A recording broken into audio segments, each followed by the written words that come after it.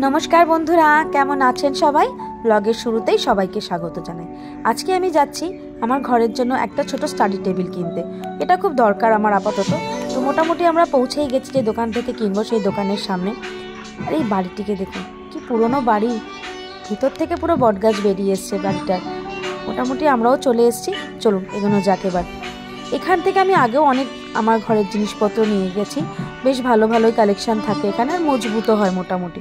তো এবার যেটার জন্য আমি এসেছিলাম স্টাডি টেবিল, সেই যে মেজারমেন্টটা আমার দরকার সেই মেজারমেন্টের টেবিলটা আমি কোথাওই পাচ্ছি না। বাট আমি তাও একটু ঘুরে দেখলাম যদি কিছু পাওয়া যায়। আর একটা দুটো পছন্দ হয়েছিল, কিন্তু ওই সাইজে আসছিল না। আর যেগুলো সাইজে আসছিল সেগুলো দেখতে ভালো লাগছিল না। এই সোফাটা দেখুন বেশ ভালো লাগছে না। আমি যখন আমার বাড়ির জন্য সোফা কিনতে এসেছিলাম নতুন বাড়ির জন্য, তখন এটা আমি দেখিনি, নাহলে আমি এটাই নিয়ে যেতাম। আমার খুব ভালো লাগলো এই রঙটা। আপনাদের কেমন লাগলো জানাবেন।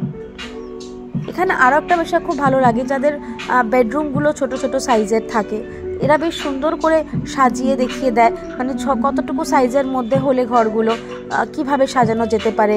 আলমারি, ড্রেসিং টেবিল, বিছানা দিয়ে বেশ ভালো লাগে। দেখুন আর একটা রুমও দেখালো। চলুন, দেবরাজের একটা দুটো টেবিল পছন্দ হয়েছে, এবার চটচট করে মোটামুটি সমস্ত ডিটেলসগুলো জেনে নিয়ে আমরা বেরোবো, কারণ আমার আবার বিকালবেলা একটা বিয়ে বাড়ি আছে যাওয়ার। কি সুন্দর দেখুন শোপিসগুলো। চলুন বাড়ির উদ্দেশ্যে বেরিয়ে পড়েছে। এই দেখুন, এটা না গণবিবাহ হয়েছে। অনেক মেয়েদের বিয়ে দেওয়া হয় যাদের বাবা মাদের সেভাবে সামর্থ্য হয় না একসাথে, কোনো ক্লাব এই বিয়েগুলো অ্যারেঞ্জ করে দেয়। কি ভালো লাগছে না। চলুন এবার আমি আমার বাড়ির দিকে যাই রেডি হয়ে। আমি রেডি হয়ে গেছি, বাচ্চারাও রেডি হয়ে গেছে। বাড়িতে সবার নেমন্তন্ন থাকলেও আজকে অনেকগুলো নেমন্তন্ন একসাথে পড়েছে, তাই মা আর বাপি গেছে একটা নেমন্তন্নয়, আমি বাচ্চাদের নিয়ে মাসির সঙ্গে যাব একটা নেমন্তন্নতে। চলুন দেখাবো কার বিয়ে। আমরা বিয়ে বাড়িতে পৌঁছেই গেছি। আর এই হচ্ছে কনে। কনেটি কে জানেন? আমাদের সরস্বতীদির মেয়ে, যে দিদি আমাকে রান্নায় হেল্প করে, তার ছোট মেয়ের আজকে বিয়ে। আর এই হচ্ছে তার বর, দুজনেই একদম বাচ্চা। চলুন দেখা যাক বিয়ে বাড়িটা কেমন সাজিয়েছে।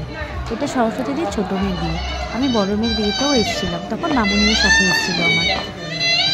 বড় মেয়ের বিয়েও খুব সুন্দরভাবে সরস্বতীদি একা হাতে দিয়েছে। কি সুন্দর করে ডেকোরেশন করেছে দেখুন।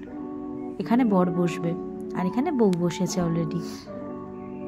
সরস্বতীদি একা হাতে দুটো মেয়েকেই খুব সুন্দরভাবে বিয়ে দিল। আর বাচ্চারা অলরেডি ফুচকা খেতে চলে গেছিল, আমি কফি খাচ্ছি, সাথে একটুখানি পকোড়া নিয়ে নিয়েছিলাম। ওইদিকে মেয়ের আশীর্বাদ শুরু হয়ে গেছে, আমি একবার গিয়ে দেখব। আশীর্বাদ পর্বও চলছিল, কিন্তু আমাকে বাচ্চাদের নিয়ে বাড়ি আসার ছিল আর অনেক রাত হয়ে গেছিল, তো আমি ডিনারের জন্য চলে আসি বাচ্চাদের সাথে। অনেক কিছু ছিল খাবারে, আর খাবারগুলো খুব টেস্টি ছিল।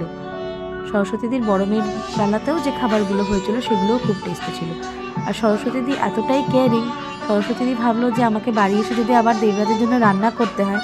আমরা তো খেলামই, প্লাস যেহেতু মামুনি বাবা ছিল না তাই ওদেরটা আর পাঠায়নি, তবে দেবরাজেরটা প্যাক করে আমাকে বাড়িতে পাঠিয়ে দিয়েছিল, যাতে আমার বাড়ি গিয়ে কোনো কষ্ট না হয়। আমি সবই খেয়েছি, শুধু আইসক্রিমটা খাইনি। বৌমার সঙ্গে ফটো তুললাম, তুলে এবার বাড়ি চলে এসেছি। ভিডিওটা কেমন লাগলো জানাবেন, ভালো লাগলে লাইক, শেয়ার আর কমেন্ট করে দেবেন। ততক্ষণ ভালো থাকবেন।